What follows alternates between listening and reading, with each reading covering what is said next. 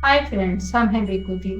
बेकुदी आज अपने वीडियो में एक ऐसे विषय को लेकर आई है जिससे कुछ लोग असहमत भी हो सकते हैं। कुछ लोग ये कह सकते हैं कि आजकल के टाइम में ऐसा तो संभव नहीं है, लेकिन सच मानिए अभी भी ऐसा संभव है। हमने अभी कुछ दिन पहले ही एक धार्मिक चैनल देखा जिसमें जो उधर कथा तथाकथित जो एक धर्म गुरु थे, वो औरतों से कह रहे थे कि औरत जो है वो नरक का द्वार है और औरत को अपने पति को ही भगवान मानना चाहिए। और जो सारी औरतें थी वो अपना हाथ उठाकर इस बात से सहमति प्रकट कर रही थी कि हाँ, ये सच है। जबकि साधु संतों ने ये कहा कि नरक का द्वार है, तो उनसे ये पूछना चाहिए कि अगर स्त्री नरक का द्वार है तो आप किसके शरीर से पैदा हुए हैं? वो भी तो एक स्त्री है। आपने उन्हीं से अपना जीवन पाया है, उन्हीं से आपको खून मिला है, उन्हीं के गर्भ में आप 9 महीने रहे हैं। अगर वो नरक का द्वार है तो फिर आप क्या हैं?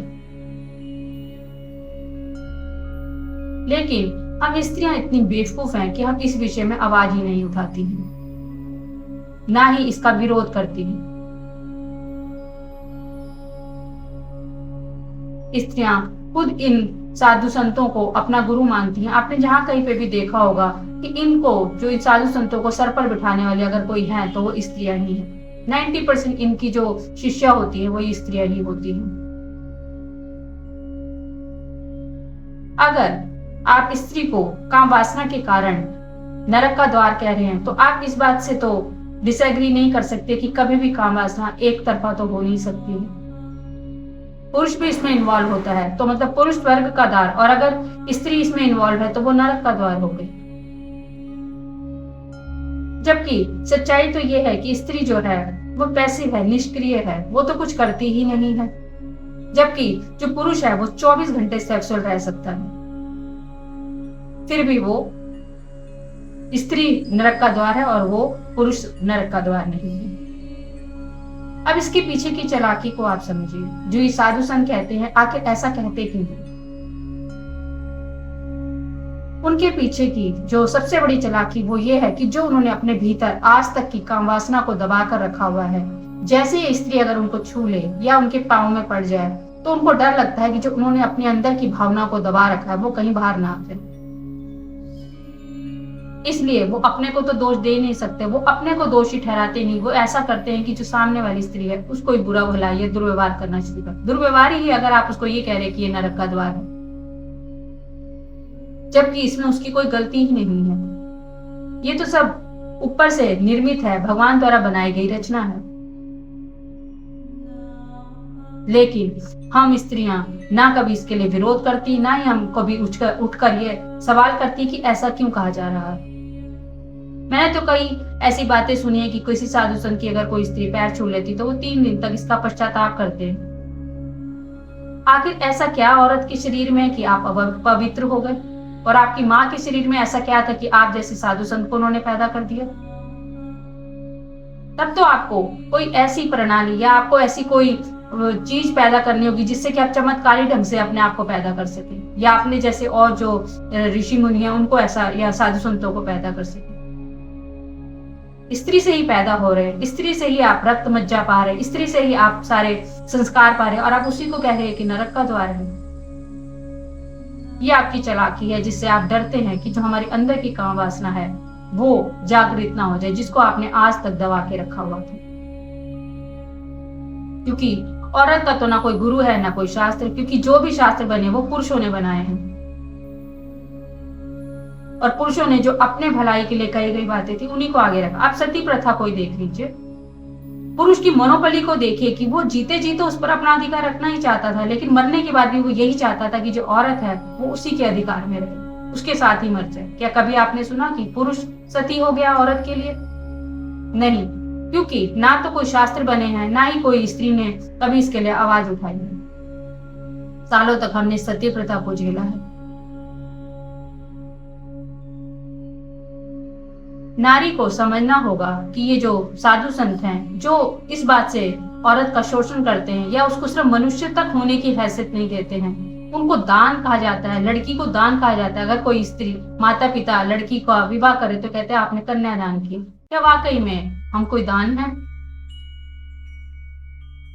बिल्कुल नहीं। लेकिन हमको इसके लिए आवाज उठानी पड़ेगी। इसके लिए मैं आपको एक कहानी सुनाना चाहूंगी कि एक ऋषि थे और उनका एक शिष्य था। वो दोनों नदी पार कर रहे थे। तभी उन्होंने देखा कि नदी के किनारे एक 16-17 साल की लड़की खड़ी हुई थी। ऋषि ने सोचा क्यों ना मैं इस लड़की को नदी पार करा दूं, क्योंकि लड़की थोड़ा हिचकिचा रही थी। लेकिन तभी जैसे कि हमारा अहम जागृत होता है, उन्होंने कहा कि 30 साल तक तो मैंने किसी स्त्री को छुआ नहीं, कहीं ऐसे ना हो कि मैं इनको छूने के बाद मेरे अंदर की जो दबी हुई काम वासनाएं वो जागृत हो जाएं।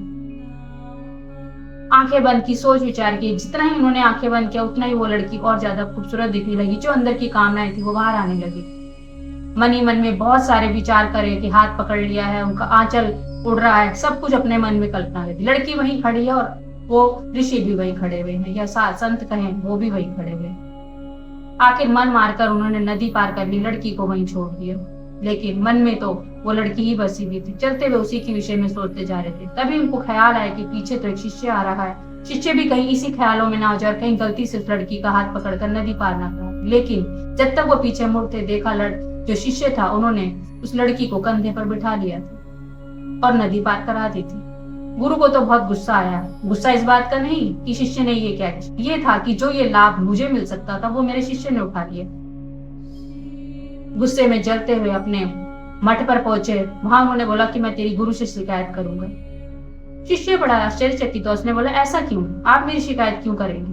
उन्होंने कहा कि तूने उस लड़की को कंधे पर बिठाया क्यों, जबकि हमारे यहाँ तो लड़की को छूना निषेध है। उन्होंने कहा ऋषिवर, ये संत, आपने ऐसा ये कैसे सोच लिया? मैं तो उसको 2 को छोड़कर नदी के किनारे छोड़कर आ गए और आप अभी तक उसको कंधे पर बिठाए बैठे हैं। तो ये हमारे साधु संतों, ये हमारे समाज की जो चालाकी है, जो हमारे अंदर उनके दबी हुई है, उसको वो स्वीकार नहीं करते और वो औरत पर दोष डालना शुरू कर देते हैं।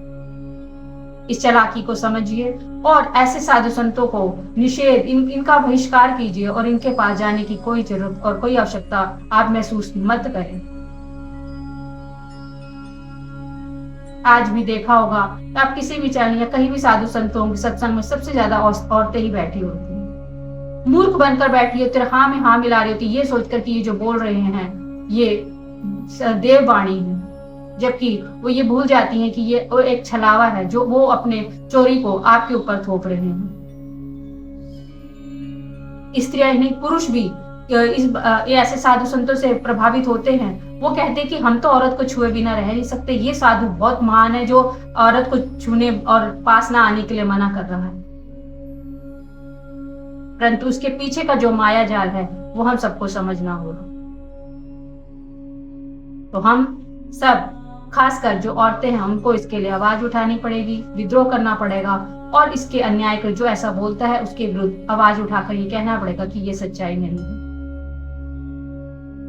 तो फ्रेंड्स, ऐसे ही कुछ बातों के साथ बेखुदी फिर आपके सामने आएगी। आशा करती हूँ आपको मेरा ये वीडियो पसंद आएगा। पसंद आए तो प्लीज मेरे चैनल को सब्सक्राइब कीजिएगा, लाइक कीजिएगा, शेयर कीजिएगा।